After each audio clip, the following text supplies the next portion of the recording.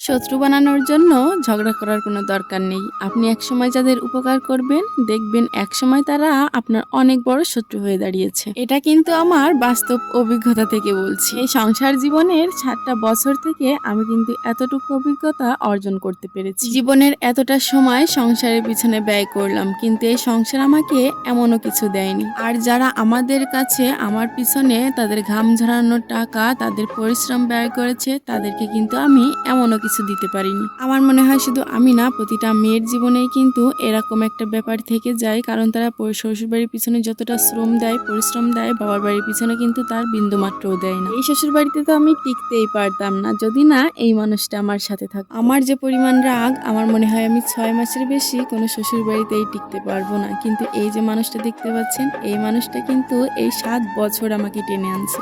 সব মেয়েরাই চায় সে তার শ্বশুর বাড়িতে অনেক সুন্দরভাবে তার সংসারটা গুছিয়ে নিতে, কিন্তু ওই যে কপালে নসিবে যদি না থাকে তাহলে কিন্তু কেউ কোনো কিছু চেয়েও পায় না। অনেক বৌমারা আছে তারা কিন্তু পরক্রিয়া করে, সংসার করতে চায় না, আবার তাদের ফ্যামিলি, শ্বশুরবাড়ির ফ্যামিলি কিন্তু অনেক বেশি ভালো হয়, অনেক বেশি সাপোর্টিভ হয়। তো এই যে আপনাদের সাথে কথা বলতে বলতে কিন্তু অনেকগুলো ভিডিও পাস করে আসলাম, আর এই যে রাতের খাওয়া দাওয়া করা হচ্ছিল, তো সব ভিডিও থেকেই একটু একটু ক্লিপ নিয়ে রাখছিলাম আপনাদের সাথে শেয়ার করব বলে।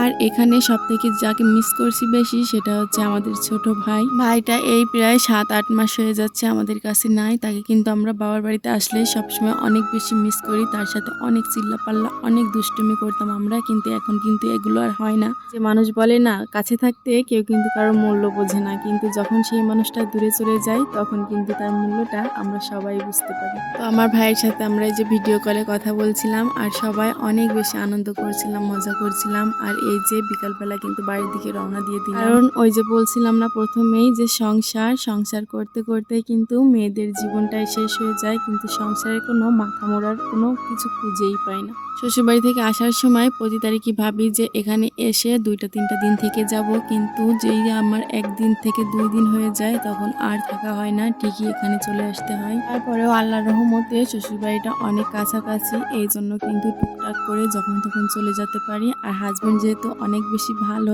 তাই কিন্তু সেও মানা করে না, যখন তখনই আমাদেরকে যেতে দেয়। তো এই যে দেখেন আমরা বাড়িতে চলে আসছি, আর এসেই কিন্তু গোয়ালের দিকে চলে আসতে হয়, কারণ যেহেতু বাড়িতে গরু আছে, তো গরুর অবস্থা কিন্তু অনেক বেশি খারাপ হয় গোয়াল ঘরে থাকলে। তো এসে বোরকা খুলে আপনাদের ভাইয়া আর আমি যে গোয়াল ঘরে চলে আসলাম, ভাবলাম যে ওর কিছু লাগে কিনা, ওকে একটু হেল্প করব। তো এই যে এখানে এসে গোয়াল টোয়াল সবকিছু ধুয়ে ওদেরকে খাওয়ার পানির জন্য সব দিয়ে দিল।